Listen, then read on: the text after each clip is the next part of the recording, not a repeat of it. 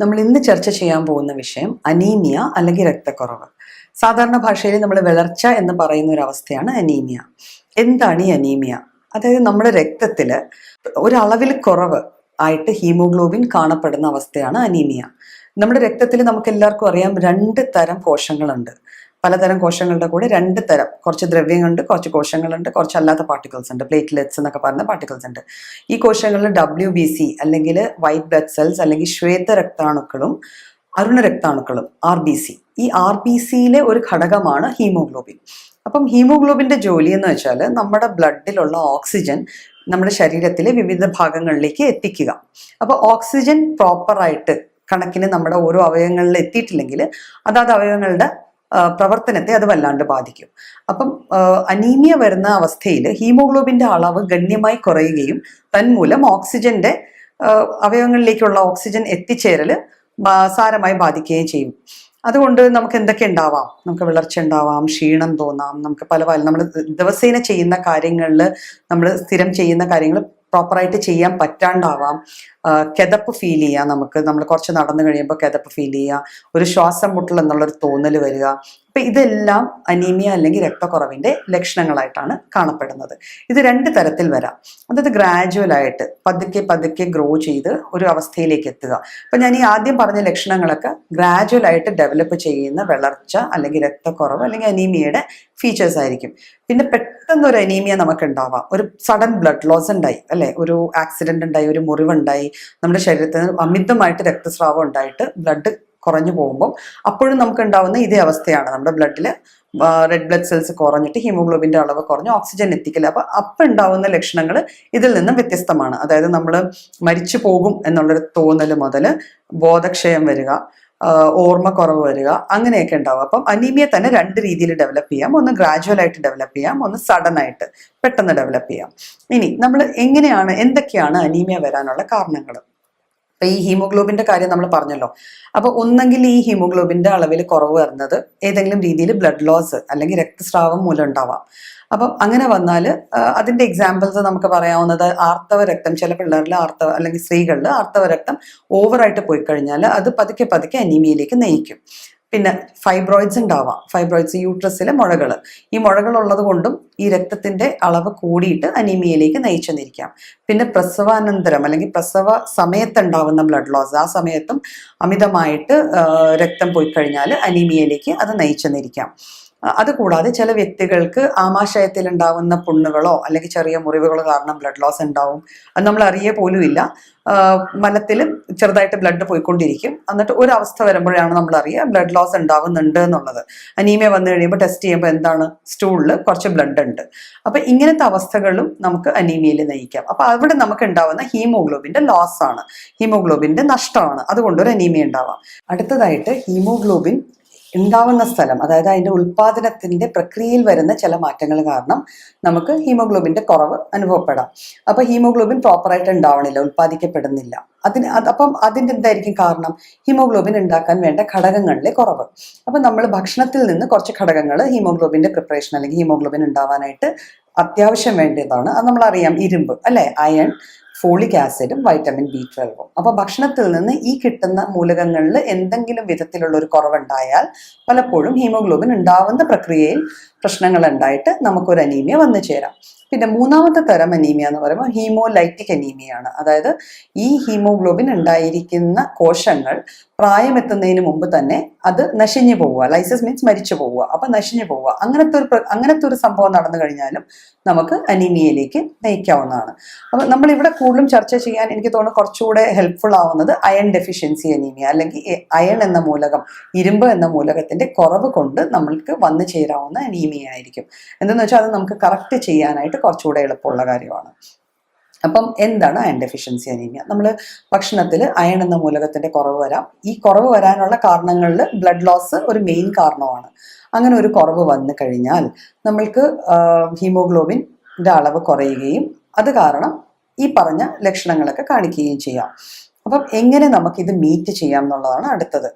അപ്പോൾ ഇതിലും ജീവിതശൈലിക്ക് ഒരു വലിയ പങ്കുണ്ട് കേട്ടോ. പണ്ട് കാലങ്ങളിൽ നമ്മൾ വീട്ടിൽ ഉപയോഗിച്ചിരുന്ന പാത്രങ്ങൾ അല്ലെങ്കിൽ വീട്ടിൽ ഉപയോഗിച്ചിരുന്ന ഉപകരണങ്ങൾ, അടുക്കളയിലെ ഉപകരണങ്ങൾ, അപ്പം എല്ലാ അസുഖങ്ങൾക്കും അടുക്കള ഒരു കാരണമാണ് എന്നുള്ളത് നമ്മുടെ മനസ്സിൽ എപ്പോഴും വേണം. അതൊന്നും ഇന്നത്തെ കാലത്ത് നമ്മൾ ഉപയോഗിക്കുന്നില്ല. നമ്മൾ ഇരുമ്പിന്റെ പിച്ചാത്തിയില്ല, ഇരുമ്പിന്റെ ചീനച്ചട്ടിയില്ല, കൽച്ചട്ടികൾ ഉപയോഗിക്കുന്നില്ല. അപ്പം ഇതിൽ നിന്നൊക്കെ നമുക്ക് ഗ്രാജുവലായിട്ട് നമ്മുടെ ഫുഡിൽ അയൺ കിട്ടിക്കൊണ്ടിരുന്നതാണ്. ഇന്ന് നമുക്ക് അതൊന്നും അവിടെ നിന്ന് കിട്ടുന്നില്ല. അതേസമയം നമുക്കറിയാം, നമുക്ക് ഏവർക്കും അറിയാം, അയൺ കുറയുന്നുണ്ട്, അയൺ ഫോർട്ടിഫൈ ചെയ്യണം. അതുകൊണ്ട് അയൺ ഫോർട്ടിഫൈഡ് ആയിട്ടുള്ള കുറേ ഫുഡുകൾ നമ്മൾ കഴിക്കുന്നുണ്ട്. അല്ലെ, കിട്ടുന്ന എല്ലാ ഫുഡിൻ്റെയും നമ്മൾ ലേബിൾ എടുത്ത് നോക്കിയാൽ അതിന് fortified with iron and calcium എന്നൊക്കെ എഴുതിയിരിക്കുന്ന കാണാം.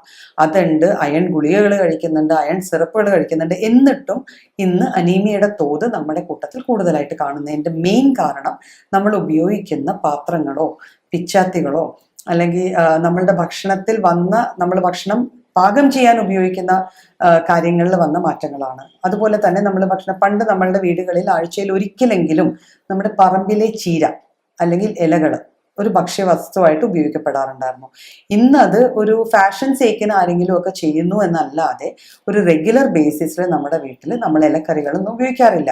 ഇനി ഉപയോഗിക്കുന്നുണ്ടെന്നിരിക്കട്ടെ, അത് എക്സോട്ടിക് ആയിട്ടുള്ള ഇലകൾ, അല്ലെ, പേര് കേൾക്കാത്ത കുറേ ഇലകളുണ്ട്. അവയെല്ലാം മോശമാണെന്നല്ല ഞാൻ പറയുന്നത്. എന്നാലും അതെല്ലാം മേടിച്ച് വലിയ വലിയ മോളുകളിൽ നിന്ന് മേടിച്ച് നമ്മൾ ഉപയോഗിക്കുന്നതെന്നല്ലാതെ നമ്മുടെ ചുറ്റുവട്ടം കാണുന്ന ചെറുചീരകളൊന്നും നമ്മൾ ഉപയോഗിക്കുന്നില്ല. അപ്പൊ അത് നമ്മുടെ ഭക്ഷണത്തിൽ നിന്ന് മാറിയതോടെയാണ് ഈ പറയുന്ന വിധത്തിൽ അനീമിയ നമ്മളെ ബാധിക്കാൻ തുടങ്ങിയത്.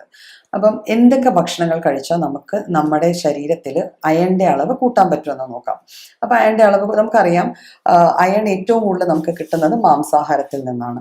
മാംസാഹാരം റെഗുലറായിട്ട് ഇപ്പൊ നമ്മൾ എല്ലാ ദിവസവും കഴിക്കുന്നതല്ല, എന്നാലും റെഗുലറായിട്ട് നമ്മുടെ ഭക്ഷണത്തിൽ ചേർത്ത് കഴിഞ്ഞാൽ അതിൽ നിന്ന് നമുക്ക് അയൺ നന്നായി കിട്ടും. പിന്നെ പച്ചക്കറികളിൽ നിന്ന് കിട്ടുന്ന അയൺ എന്ന് പറയുമ്പോൾ കൂടുതലും ഇലക്കറികളിൽ നിന്നാണ് കിട്ടുന്നത്. ഈ ഇലക്കറികളിലെ അയൺ നമ്മളുടെ ശരീരം ആഗിരണം ചെയ്യണമെങ്കിൽ അതിൻ്റെ കൂടെ ചെല്ലുന്ന കുറച്ച് ഏജൻസും കൂടെ വേണം. അതിനാണ് നമുക്കൊരു സിമ്പിൾ ആയിട്ടൊരു എക്സാമ്പിൾ പറയാം. ഡെക്സ് ഓറഞ്ച് നിങ്ങൾ എല്ലാവരും കേട്ട് കാണും, അല്ലെ? ഒരു അയൺ സപ്ലിമെന്റ് ചെയ്യുന്ന ഒരു മരുന്നാണ്. അതിൽ ആ ഓറഞ്ച് എന്നുള്ളൊരു വാക്ക് ശ്രദ്ധിച്ചോ.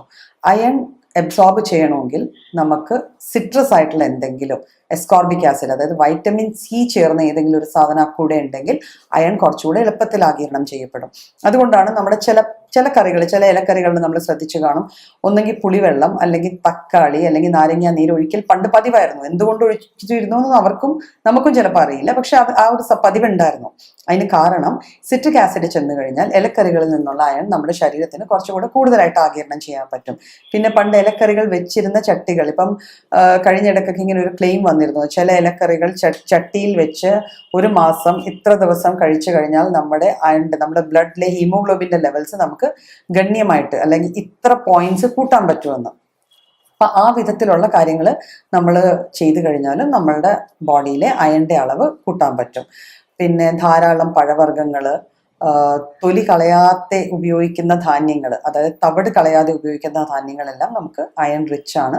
അതൊക്കെ നമ്മുടെ ഭക്ഷണത്തിൽ കൃത്യമായിട്ട് ഉപയോഗിച്ചു കഴിഞ്ഞാൽ നമുക്ക് അയൺ ഡെഫിഷ്യൻസി അനീമിയയിൽ നിന്ന് ഒരു പരിധി വരെ രക്ഷപ്പെടാൻ പറ്റുന്നതാണ്.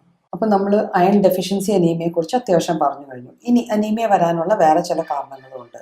ലൈക്ക് നമ്മൾ അയണൊക്കെ കഴിക്കുന്നുണ്ട്. അയൺ ഡെഫിഷ്യൻസി വരാതിരിക്കാനായിട്ട് നമ്മൾ അയൺ ഗുളികകളോ അയൺ അടങ്ങിയ ഭക്ഷണം എല്ലാം കഴിക്കുന്നുണ്ട്. പക്ഷെ നമ്മുടെ ശരീരത്തിന് ഈ അയൺ എടുക്കാൻ പറ്റുന്നില്ല. അതിന് ചില കാരണങ്ങളുണ്ട്. അപ്പം നമ്മളുടെ ആമാശയത്തിൽ ഉണ്ടാവുന്ന പലതരം പുണ്ണുകൾ, അല്ലെങ്കിൽ ഗ്യാസ്ട്രിക് അൾസേഴ്സ്, പിന്നെ ചില രോഗങ്ങളുണ്ട്, inflammatory diseases, gastric inflammatory diseases എന്ന് പറഞ്ഞ ചില രോഗങ്ങളുണ്ട്. ആ രോഗങ്ങൾ വന്നു കഴിഞ്ഞാൽ പലപ്പോഴും പല ഭക്ഷണങ്ങളും നമ്മുടെ ശരീരത്തിന് ആഗിരണം ചെയ്യാൻ പറ്റാണ്ട് വരും.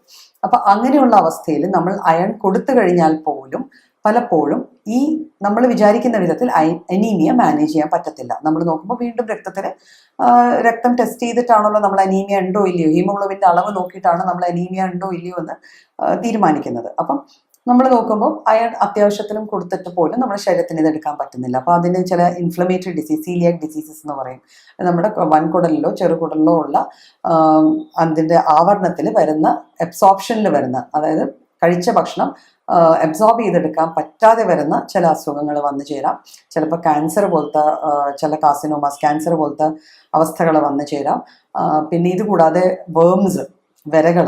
അപ്പോൾ ഒരിടക്ക് നമ്മുടെ കുട്ടികളിൽ, ഒരു കാലഘട്ടത്തിൽ നമ്മുടെ കുട്ടികളിൽ അനീമിയയുടെ ഏറ്റവും വലിയ കാരണമായി കണ്ടെത്തിയിരുന്നത് വേംസിന്റെ പ്രസൻസ് ആണ്, ഈ വിരകളുടെ പ്രസൻസ് ആണ്. അപ്പം അതുകൊണ്ട് പക്ഷെ ഇന്നത്തെ കാലത്ത് വിരകളുടെ പ്രസൻസ് തീരെ കുറവാണെങ്കിൽ നമ്മൾ റെഗുലർ ആയിട്ട് ഒരു ഡീവാമിംഗ് പ്രൊസീജിയർ ഒക്കെ നടത്തുന്നുണ്ട്. ഈ വിരകൾ വരാതിരിക്കാനുള്ള മരുന്നുകൾ കുട്ടികൾക്ക് കൊടുക്കുന്നുണ്ട്. അതെല്ലാം കൊണ്ട് അത് കുറഞ്ഞിട്ടുണ്ടെങ്കിലും ചില അവസ്ഥകളിൽ അല്ലെങ്കിൽ ചില സ്ഥലങ്ങളിൽ നമുക്ക് അതൊരു കാരണമായിട്ട് കാണപ്പെടാറുണ്ട്.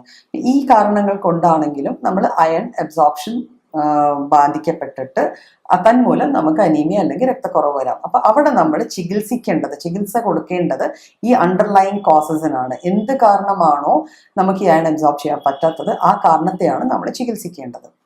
ഇപ്പം നമ്മൾ ഡെഫിഷ്യൻസി അനീമിയാസ് പറഞ്ഞതിൽ ഒരെണ്ണം ഓൾറെഡി പറഞ്ഞു. ഇനി 2 ഉള്ളത് B12 ഡെഫിഷ്യൻസിയും ഫോളിക് ആസിഡ് ഡെഫിഷ്യൻസിയും.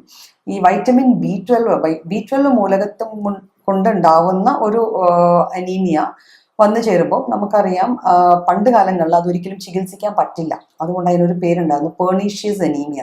അതായത് ചികിത്സയ്ക്ക് വിധേയമാകാൻ പറ്റാത്ത വിധത്തിലുള്ള ഒരു അനീമിയ ആയിരുന്നു അത്. അപ്പൊ അങ്ങനെ ഒരു അനീമിയ ഇപ്പൊ പക്ഷെ B12 നമ്മൾ സപ്ലിമെന്റ് ചെയ്ത് അത് ട്രീറ്റ് ചെയ്യുന്നുണ്ട്. അതിന് കാരണം ഒരു ജനിതക ഘടകമാണ്. അതായത് നമ്മുടെ ശരീരത്തിലെ ചില ഘടകങ്ങൾക്ക് മാത്രമേ ഈ B12 വൈറ്റമിന് നമ്മുടെ ശരീരത്തിലേക്ക് ആഗിരണം ചെയ്യാൻ പറ്റത്തുള്ളൂ. ഇപ്പൊ ഹീമോഗ്ലോബിൻ അല്ലെങ്കിൽ നമ്മുടെ ഈ റെഡ് ബ്ലഡ് സെൽസിൽ ഹീമോഗ്ലോബിൻ ഉണ്ടായി, റെഡ് ബ്ലഡ് സെൽസ് അല്ലെങ്കിൽ അരുണ രക്താണുക്കൾ ഉണ്ടായി കഴിയുമ്പോഴത്തേക്കും ഇവ പക്വമാവണമല്ലോ. ഇതുണ്ടായി അത് കഴിഞ്ഞ് ഇത് മെച്ചോർ ആവണം. അപ്പൊ ഈ മെച്ചോറിറ്റിയെ ബാധിക്കുന്ന ഒരു ഘടകമാണ് B12. അപ്പൊ B12 ഡെഫിഷ്യൻസി വന്നു കഴിഞ്ഞാൽ സംഭവം എന്ന് വെച്ചാൽ ബ്ലഡ് സെൽസ് എല്ലാം ഉണ്ടാവും, പക്ഷെ ഇതിന് മെച്ചോറിറ്റി എത്തില്ല, അത് പൂർണ്ണ വളർച്ചയിലെത്തില്ല. വളർച്ചയിലെത്താത്തത് കൊണ്ട് തന്നെ അത് പെട്ടെന്ന് നശിച്ചു പോവുകയും ചെയ്യും. അപ്പം അതുകൊണ്ട് വരുന്ന ഒരു അനീമിയാണ് പെർണീഷ്യസ് അനീമിയ എന്ന് പറയപ്പെടുന്നത്. അതിന് നമ്മൾ കുറച്ചുകൂടി ഡീറ്റെയിൽഡ് ആയിട്ട് കേസ് എടുത്തിട്ട് അത് ചികിത്സിക്കേണ്ടിയിരിക്കുന്നു. പിന്നെ ഫോളിക് ആസിഡിന്റെ കുറവ് കൊണ്ടുണ്ടാവുന്നത്. ഫോളിക് ആസിഡ് അതിന്റെ പേര് പറയുന്നത് പോലെ, ഫോളിയം എന്ന് വെച്ചാൽ ലീവ്സ് ആണ്. ഞാൻ നേരത്തെ പറഞ്ഞ പോലെ അയണിന്റെ കൂടെ കിട്ടുന്ന ഇലകളിൽ നിന്ന് കിട്ടുന്ന വൈറ്റമിൻ ആണ് ഫോളിക് ആസിഡ്.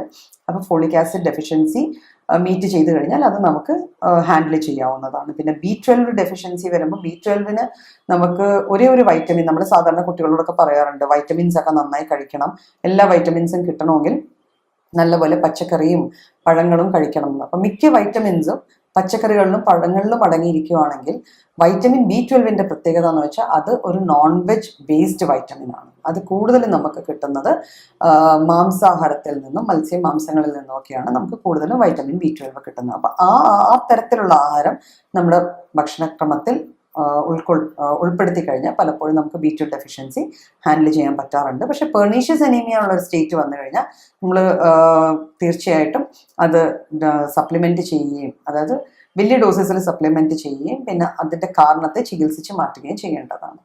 പിന്നെ നമ്മൾ കഴിക്കണം എന്ന് പറയുമ്പോൾ പല ഭക്ഷണങ്ങളും പലരും കഴിക്കാറുണ്ട്.